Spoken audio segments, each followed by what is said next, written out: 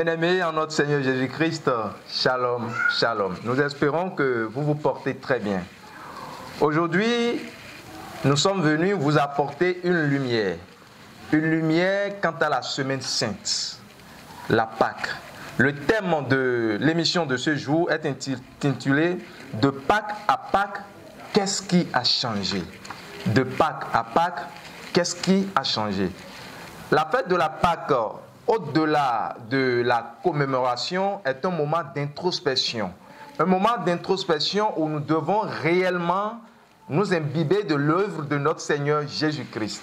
Alors aujourd'hui, je suis avec le devancier Brice Gboroubé, que j'aime appeler cordialement le gladiateur de l'évangile dans l'église du Christianisme Céleste. Il va se présenter à nous et nous allons démarrer notre émission. Alléluia, devancier. Alléluia, éminent journaliste. On m'appelle Vodjo Brice Gboroubé. J'aime qu'on ajoute Vodjo là. Vodjo Brice Gboroubé. Voilà. Vous allez nous expliquer cela après. Vodjo pour dire quoi? La repentance. Ah, la repentance. Super. C'est ce que mon père m'a donné comme nom de la maison. Waouh, c'est super. Donc la mission a été assignée dès le ventre de la mère déjà. Voilà, oui. Merci devancier Vodjo. C'est moi. Super. Alors, par rapport à notre thème de Pâques à Pâques, qu'est-ce qui a changé? Je voudrais qu'en l'entame, vous nous parlez de la différence qu'il y a entre Pâques et Pâques. Parce que dans l'Écriture, on constate qu'il y a un Pâques qui est sans S et il y a l'autre Pâques qui est avec S. Qu'est-ce qui a réellement changé l'origine de la Pâque? D'abord, il faut comprendre que la Pâque n'est pas une invention d'hommes. Ce n'est pas une invention des hommes. Ce n'est pas une invention d'une église. La Pâque, le mariage, le baptême, le lavement des pieds, la communion sont des institutions divines. Oui. Ceci étant, nous devons comprendre que nous célébrons la Pâque et non la Pâque. Je vais m'expliquer. Oui. Nous célébrons la Pâque sans S et non la Pâque avec S. Ok. Et c'est une hérésie. Et avec le temps, on va expliquer un peu. Sinon, l'erreur que font la plupart des chrétiens, c'est qu'ils veulent faire la différence entre l'Ancien Testament et le Nouveau Testament.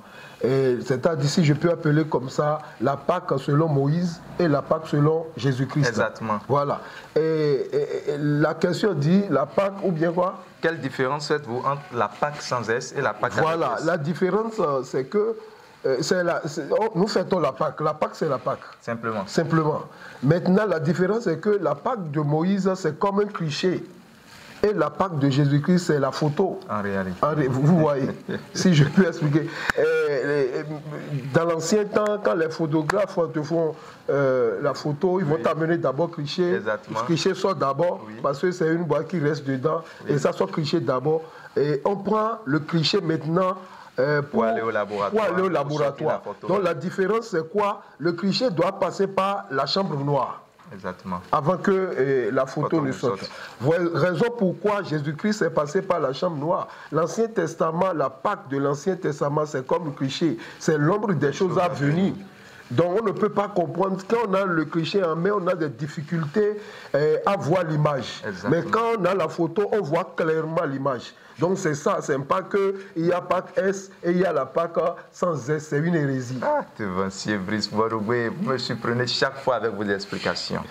C'est-à-dire, la Pâque qui est dite Pâque de l'Ancien Testament, la Pâque de Moïse, c'est l'ombre de la Pâque amenée par notre Seigneur Jésus-Christ. Par notre Seigneur Jésus-Christ. Donc il n'y a pas de différence en tant que telle. Il n'y a pas de différence. Maintenant, je vais expliquer d'où vient la Pâque avec S. Voilà. Vous connaissez l'histoire de Tammuz? Tammuz, c'est un roi. La Pâque là veut expliquer la résurrection de Tammuz. Tammuz, c'est un roi. Tammuz veut dire fils éternel. Fils éternel. Et nous connaissons que le fils éternel, c'est Jésus-Christ. Exactement. Et la femme de Tammuz s'appelle Istar. Istar, qui veut dire la déesse de la fertilité. La déesse de la fertilité. Voilà. Oui. Son mari, après la mort de son mari, il n'a pas accepté. Elle n'a pas concevoir la mort de son mari. Maintenant, elle est rentrée dans l'au-delà, c'est-à-dire descendue aux enfers, le ressusciter. C'est ça, c'est comme un conte de fées, quoi. Oui. Et puis, c'est une fête babylonienne. La Pâque avec S était une fête babylonienne. C'est ça, avec Dieu. S ou avec sans S. Avec S. sans S, là, c'est notre Pâques. Okay. Vous savez que le diable aime singer Dieu. Quand Dieu fait quelque chose, il est un comment dire, usurpateur.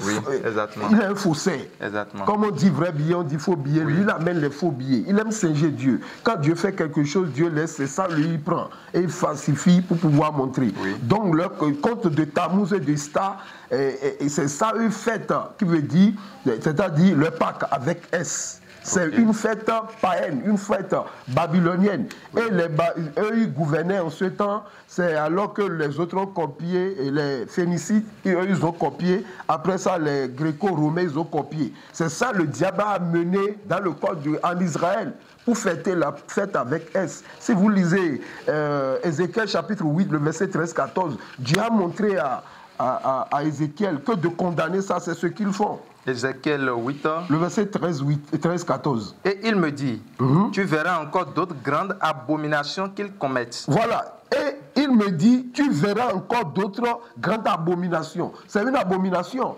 L'abomination dépasse le péché. Exactement. Continue. Oui. Et il me conduisit à l'entrée de la porte de la maison de l'Éternel du côté du septentrion. Du côté du septentrion. Et voici. Et voici. Il y avait là des femmes assises qui pleuraient Tammuz. Waouh. Qui pleuraient Tammuz. Ils ont copié ça, ils ont amené dans le camp de Dieu. C'est ce que nous faisons aujourd'hui. Babylone veut dire confusion. Aujourd'hui, le peuple de Dieu est confus. On ne sait pas qui fait quoi et d'où vient. On fait parce qu'on fait. C'est une hérésie d'écrire Pâques de Dieu avec S. Je sais qu'on va venir. En tout cas, on lance ça. Je donne mon numéro. Après, quelqu'un me contredit. Il peut m'appeler ou bien peut rentrer dans mon e-boss. La Pâque, c'est la Pâque. Il n'y a pas Pâque de l'Ancien Testament. C'est ce que l'Ancien Testament est l'ombre des choses à venir. Dieu a quitté quelque part pour. C'est pas que.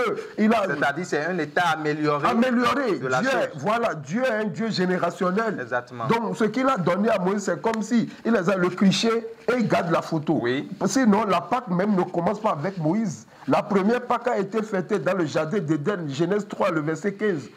Dans le jardin d'Éden. Dans le jardin d'Éden. Sinon, il a lancé dans Genèse 3, verset 15. Mais en bas, lorsqu'il a chassé l'homme, avant de chasser l'homme, il a tué un agneau pour habiller l'homme. Le sang n'a pas été versé au temps de Moïse, mais depuis le jardin d'Éden. C'est ça la Pâque. Quand on parle de la Pâque, c'est-à-dire, c'est un mystère. C'est un mystère. C'est un mystère. Donc, c'est l'histoire de Tammuz que Dieu a condamné avec Ézéchiel, que nous faisons aujourd'hui. Il y a beaucoup de choses. Babylone ou bien les païens, il veut s'associer avec le peuple de Dieu. Et ça devient salade.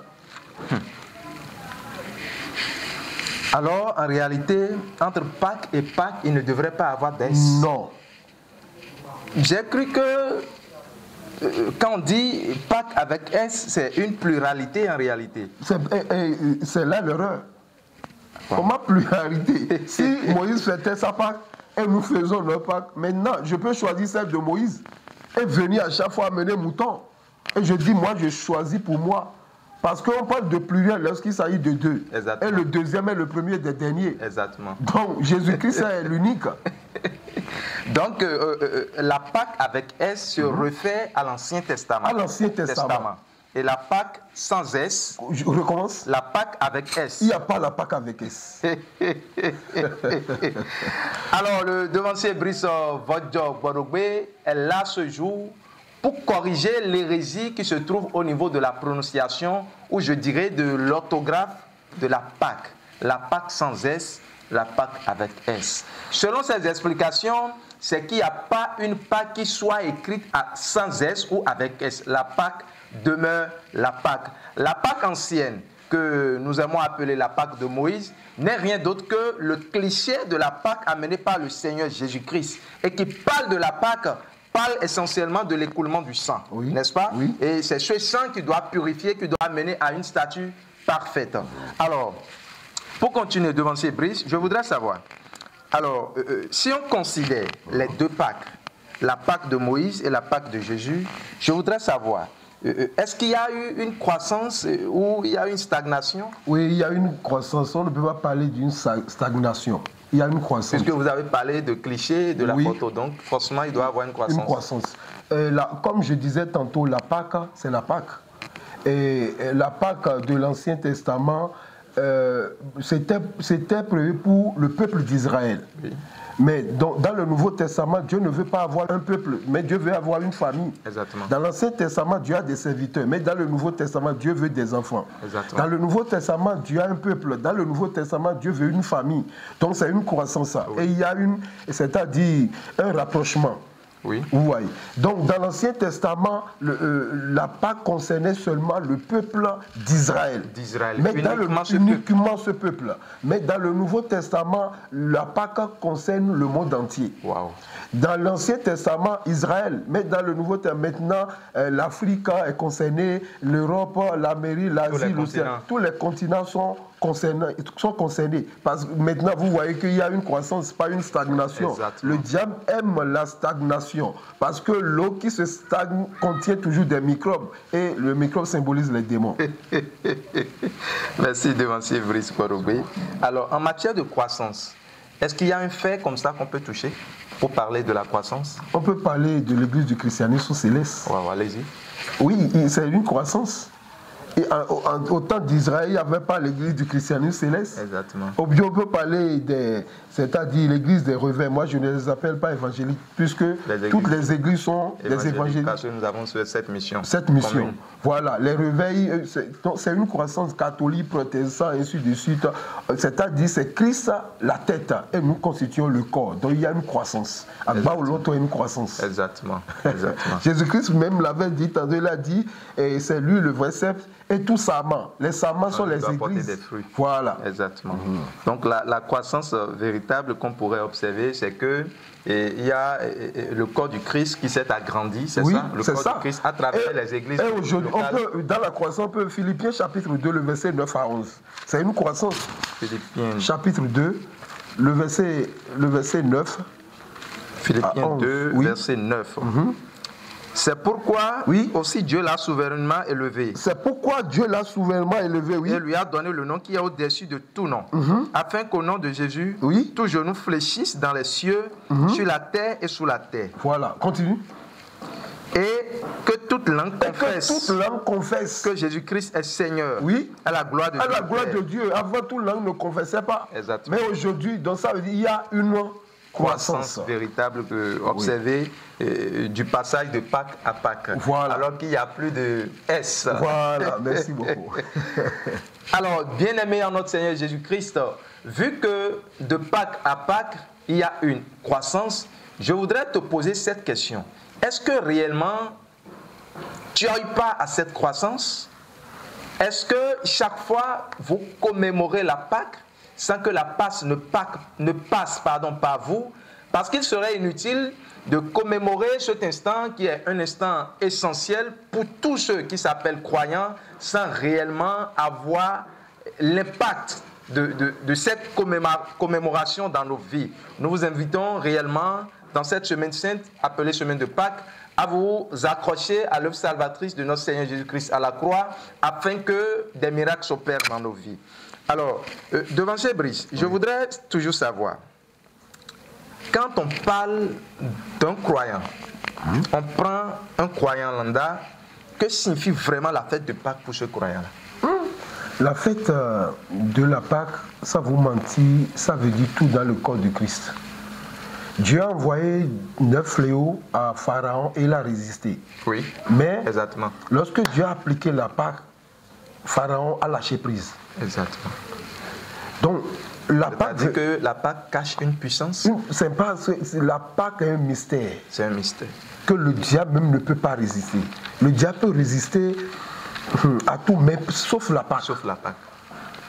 Sauf la Pâque. Comme Pharaon, symbole du diable. Diable. Et il a résisté. Le sable est devenu pour, il y a les grenouilles, il y a l'eau changée en sang, il a résisté. Mais lorsque Dieu a appliqué la Pâque, lui-même l'a dit sortez. Donc c'est la première fête chrétienne. C'est une puissance. La Pâque veut dire passa. C'est-à-dire passer outre.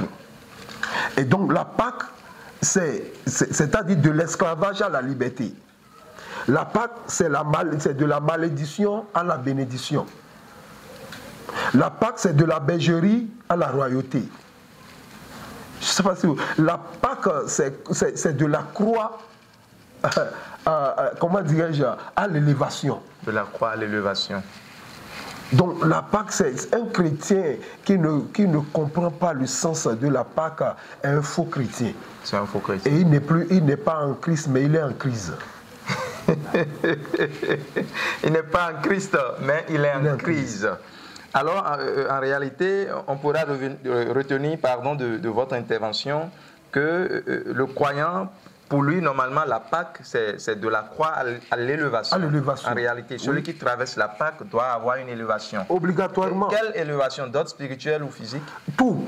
Des deux côtés. Des deux côtés. Je vais vous donner un exemple pour un équilibre. Oui. Dans Genèse chapitre 15, le verset 14, Genèse 15, Dieu avait prédit chapitre 14. La signification de la Pâque. Écoutez, oui. Mais je jugerai la nation à laquelle ils seront asservis. Dieu parlait d'Égypte. Oui. Et ils sortiront ensuite avec de grandes richesses. Avec de quoi? De grandes richesses. De l'humiliation à l'élévation. À l'élévation. Wow. Avec de grandes richesses, là, c'est physique. Donc ça touche spirituel, moral, c'est-à-dire physique, tout. On peut appliquer la Pâque. Si quelqu'un applique la Pâque, il peut quitter la maladie pour toute la vie. Il peut quitter la pauvreté qui est une malédiction pour toute la vie. La pauvreté est une malédiction. Aucun pauvre n'est heureux. En réalité. Oui, aucun pauvre n'est heureux. Donc, appliquer la Pâque, bien-aimé, c'est une puissance de Dieu pour transformer. Parce que Dieu nous a formés, le diable nous a déformés, le Saint-Esprit va nous transformer.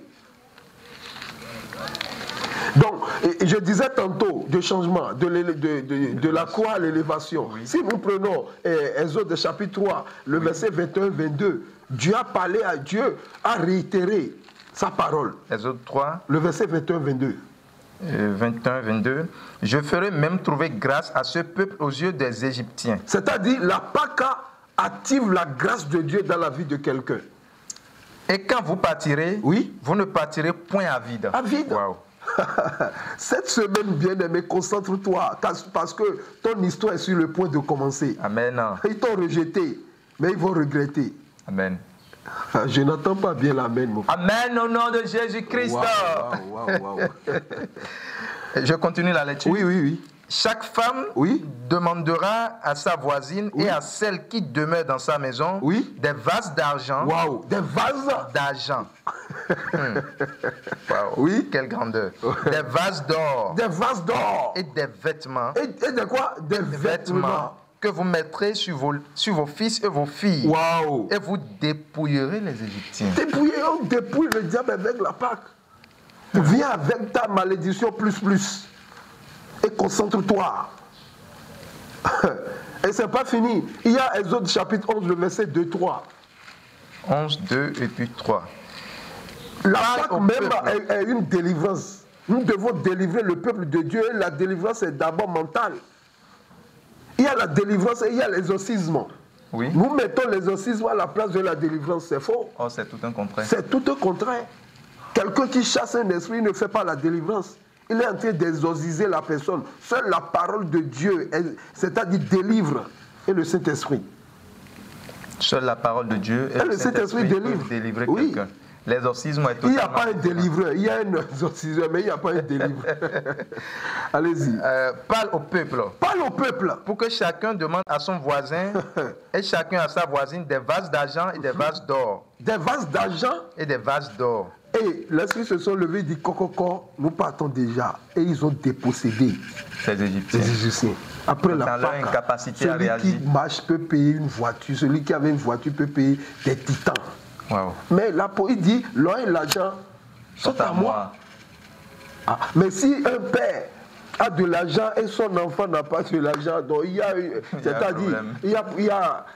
problème. Il y a un problème. Aussi longtemps que l'héritier demeure enfant, il ne diffère rien d'un esclave. Exactement. Mais si l'enfant grandit dans la tête, mais il peut déposséder facilement. Exactement. Ça, c'est Galates 4. Ok, l'Éternel fit trouver grâce au peuple aux yeux des Égyptiens. Moïse lui-même était très considéré. Oui.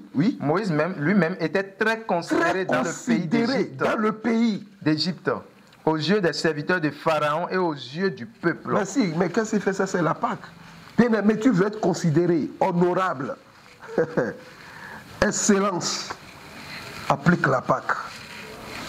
Applique la Pâque et tu verras. Devancier Brice Folio, alors je voudrais qu'en une fraction de seconde, face aux caméras, vous adresser un message aux croyants, à ceux-là qui nous suivent actuellement et qui peut-être désirent donner leur vie au Seigneur Jésus-Christ. Nous sommes dans la période de Pâques. À vous. Je veux dire à ceux-là que c'est le moment plus que jamais. Donnez votre vie à notre Seigneur Jésus-Christ. Il n'est pas un faussaire ni un usurpateur. Il dit vrai. Et lui n'est pas dans les réalités, il est dans la vérité. Le diable est dans les réalités. Il y a plusieurs sortes de réalités, mais il y a une seule vérité. Quittez les réalités et venez dans la vérité. Et vous-même, vous allez palper les miracles de Dieu. Moi, je donne toujours mon exemple. Tout ce que je cherchais derrière le diable, Dieu m'a tout donné. Wow. Et il ne m'a pas donné une seule fois, mais plus. Donc revenez, vous allez constater. Il a dit, venez à moi, vous qui êtes fatigués, chargés, je vous donnerai du repos. Et c'est vrai, il donne du repos. Il a un joug, son joug c'est le Saint-Esprit. Et quand il te donne, tu deviens extraordinaire. Tu n'es plus ordinaire, mais tu es extraordinaire. S'il te donne, tu n'es plus naturel, mais tu es surnaturel. Viens, tu verras. Merci. Merci beaucoup, devancier Brice Vodiogborogbé. Je suis vraiment ravi de cet appel à venir au Seigneur Jésus-Christ. Alors, je voudrais faire quelques pas en arrière pour éclairer encore l'auditoire quant à la question du S, de la lettre S. Oui.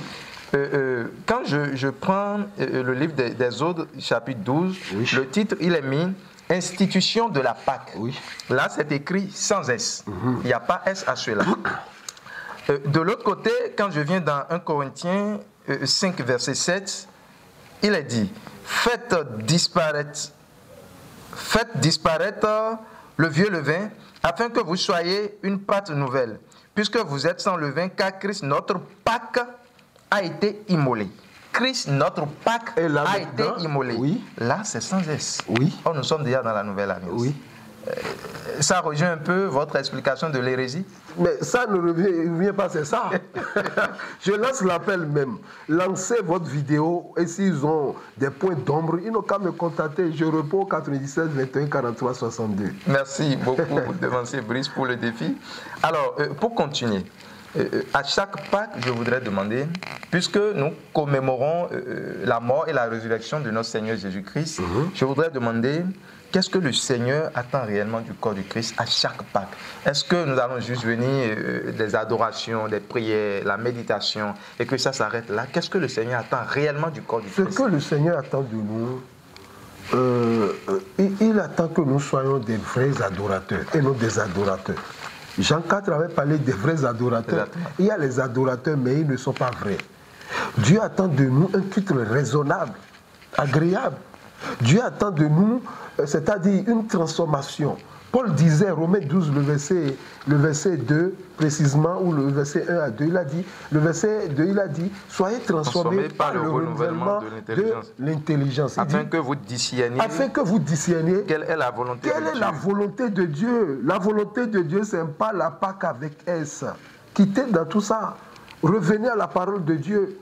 La volonté, il y a la volonté de Dieu et il y a la volonté du diable. Vous voyez? Donc Dieu veut chez nous un culte raisonnable, agréable, sain. Et comment donner à Dieu ce culte raisonnable, agréable, sain en tant que chrétien? C'est pas l'enseignement. Oui. C'est-à-dire pas la transformation. Je disais tantôt, Dieu nous a formés. Oui. Le diable nous a déformés. Maintenant, le Saint-Esprit va nous transformer.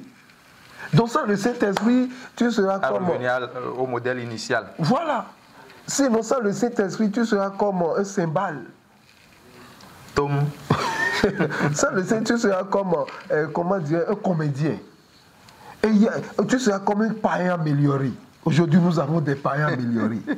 Ils remplissent les Ce fatidique thème, on revient encore. Païens améliorés. Alors, devancier Brice, en quelques secondes, donnez-nous votre mot de fin. D'abord, que la paix de notre Seigneur Jésus-Christ soit sur vous. Amen. Pour tout ce que vous faites pour le corps du Christ. Amen. Et je veux demander au peuple de Dieu de venir au cours biblique. pour écouter les mystères de la parole. Nous ne sommes plus à l'aide de la prédication.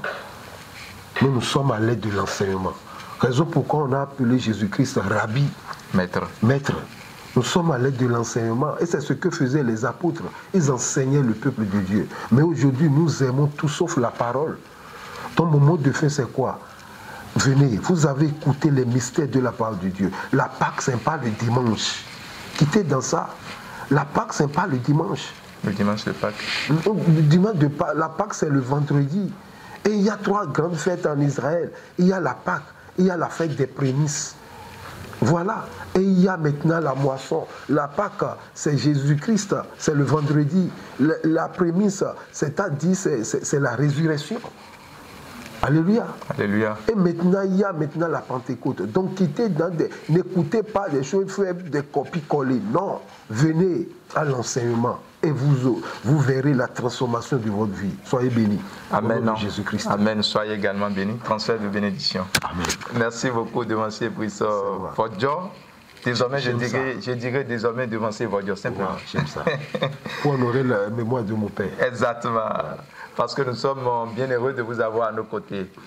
Alors, peuple de Dieu, amis et sympathisants du camp de prière à Barlonton, fidèles membres de l'église du Christianisme Céleste, membres du corps du Christ également, le camp de prière à Barlonton, à travers cette émission intitulée Cœur à cœur, a une mission. La mission, c'est que les cœurs soient touchés. À travers ce que vous venez d'entendre aujourd'hui, nous vous prions résolument à vous attacher à l'œuvre salvatrice accomplie par notre Seigneur à la croix. Parce que nous sommes dans une période appelée période de Pâques. Et dans cette période, Dieu attend de nous une transformation. Oui, une transformation et non une répétition. Si Christ est vraiment ressuscité en toi, cela doit se faire sentir. Ne laissons pas cette Pâque passer sans que nous soyons transformés. Ne laissons pas cette Pâque passer sans que dans notre vie, nous n'ayons pas un tournant décisif. Nous vous bénissons au nom de notre Seigneur. Et n'oubliez pas le défi.